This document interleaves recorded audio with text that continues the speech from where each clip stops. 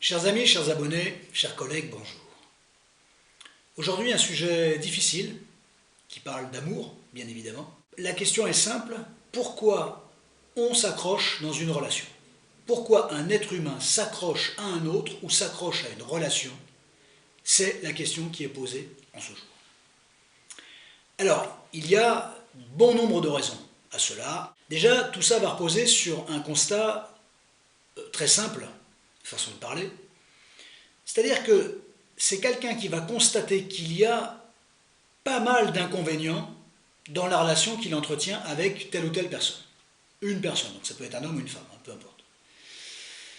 La personne va constater qu'il y a vraiment plein de choses qui ne lui conviennent pas, ça ne génère pas d'agrément, ça génère plutôt une source de stress, ou des sources de stress. Le comportement de l'autre ne lui convient pas. Donc, il n'y a pas de ratio particulier, mais ce sont en tout cas tout un tas de raisons qui lui font à cette personne se poser la question du fait de savoir si la relation est encore viable ou non. Est-ce que je continue ou est-ce que j'arrête? Inutile de vous dire que ce type de questionnement est d'ailleurs fondamentalement réaliste, on ne se met pas à se poser cette question-là comme ça par hasard, et qu'en règle générale, quand tout va bien, on ne se la pose pas. Voilà. Que l'être humain ait toujours peur que ça n'aille pas bien le lendemain quand tout va bien, ça c'est une certitude, mais ce n'est pas du tout la même problématique que de constater qu'il y a plein de choses qui ne vont pas bien, que l'être humain n'y trouve pas forcément son compte, et qu'il est potentiellement, alors peut-être pas l'envie, mais qu'il commence à envisager la perspective de quitter l'autre. Mais il y a plusieurs raisons qui font qu'on peut rester dans la relation à l'autre, alors que l'intérêt n'est plus du tout le même qu'au départ. Alors une des raisons pour laquelle l'être humain reste avec un autre dans une relation, alors qu'il n'y trouve pas forcément son compte, tout simplement la peur du vide. S'il y a rupture, il va y avoir le grand vide. Le grand vide. Voilà. Et il y a des gens pour qui ça va être vraiment le grand vide. Voilà, il y a quelques amis, quelques copines, quelques copains qui traînent à droite à gauche, dans le bon sens du terme, mais effectivement, ça ne va peut-être pas suffire. Voilà, ça va être le grand vide. Alors attention, le grand vide de la présence de l'autre, le grand vide d'amour, le grand vide des SMS, le grand vide des appels téléphoniques, il n'y a plus tout ça. Le vide.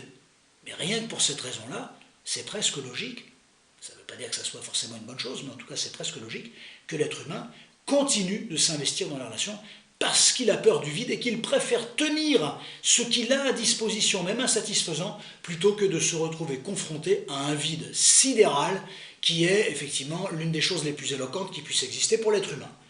Nous sommes d'accord là-dessus. Voilà la raison, probablement à mon avis, numéro 1, qui fait qu'un être humain reste dans une relation avec un autre, insatisfaisante relation, mais parce que la peur du vide. Il y a aussi d'autres raisons, bien évidemment, la possessivité. Voilà, il y a des gens qui, en amour, c'est une des caractéristiques de l'amour, sont assez possessifs. Alors c'est grandiloquent, ça se voit, c'est masqué, c'est arrangé, voilà, c'est arrondi, mais l'être humain est en règle générale assez possessif. S'il aime encore l'autre, il y a de la possessivité. Si les sentiments ne sont plus là, la possessivité n'est plus la même. Et là, peut-être même plus d'ailleurs. Mais une des raisons pour lesquelles les gens peuvent rester ensemble, indépendamment du vide, de la question du vide, qui ne leur poserait pas problème, c'est que la personne quittée va se retrouver seule et va peut-être potentiellement avoir une relation avec quelqu'un d'autre par la suite. Et ça, pour un certain nombre de gens, effectivement, il y a quelque chose d'insupportable à ce que cette personne ait une relation avec quelqu'un d'autre. C'est même pas l'agrément, la personne elle-même qui va quitter, qui pourrait vivre sa vie. Non, non, c'est même pas ça qui est intéressant pour cette personne-là. Enfin, qui est intéressant. Ce qui la bloque, c'est vraiment de savoir que potentiellement cette personne, son objet d'amour, si je puis dire, va avoir une relation avec quelqu'un d'autre, et ça, il y a quelque chose d'insupportable. Donc c'est bien un lien de possessivité. Donc la deuxième raison, il n'y a pas d'ordre, mais une des raisons peut aussi être la possessivité.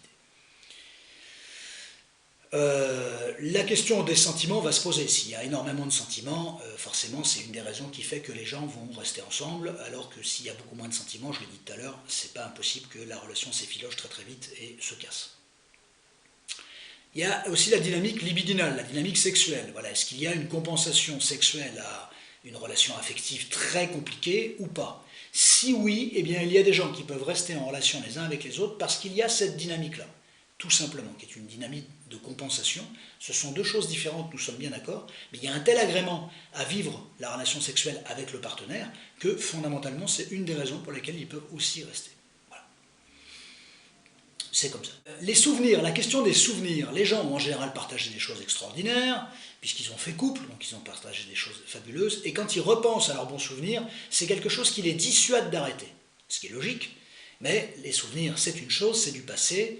On peut les faire vivre, effectivement, par la dynamique des souvenirs, on peut en parler, on peut regarder des photos, des vidéos, mais fondamentalement, ça n'a plus cours au présent. Ça a permis de tisser la relation, mais ça n'a pas permis d'avoir les phénomènes indésirables que l'être humain rencontre à ce moment-là et qui font qu'il se pose la question s'il doit poursuivre ou pas. Les souvenirs viennent bien souvent contrebalancer une décision de rupture, mais fondamentalement, ce n'est pas forcément la meilleure des choses, mais c'est une des raisons invoquées régulièrement pour dire oh, on a vécu de grandes choses, ça m'embêterait d'arrêter.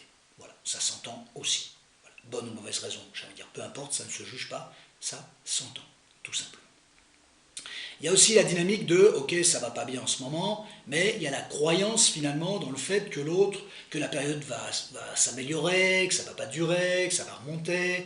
Ce que l'autre donne, même si c'est peu, puisque la relation est devenue insatisfaisante, qui fait qu'on se pose la question pourquoi un être humain s'accroche à son couple, eh bien, ou à l'autre, eh bien parce que le peu d'agrément, effectivement, la personne estime qu'elle ne peut pas s'en passer, que ça va vraiment représenter un vrai préjudice pour elle ou pour lui, pour la personne, hein, on est bien d'accord, peu importe, homme, femme, ça va représenter un préjudice de se priver de ce petit plus qui est apporté par l'autre. Peu importe, ça peut être n'importe quoi, ça peut être des petits plats qui sont préparés, ça peut être tout type d'agrément qu'on est capable de trouver dans la relation à l'autre. Ça peut être des petits moments un peu délirants, des moments complices, une activité qu'on partage en commun, ou ainsi de suite. C'est ce petit truc-là, ou ce grand truc-là d'ailleurs, qui fait qu'on va quand même s'accrocher à l'autre parce qu'il y a un bénéfice. Voilà, tout simplement.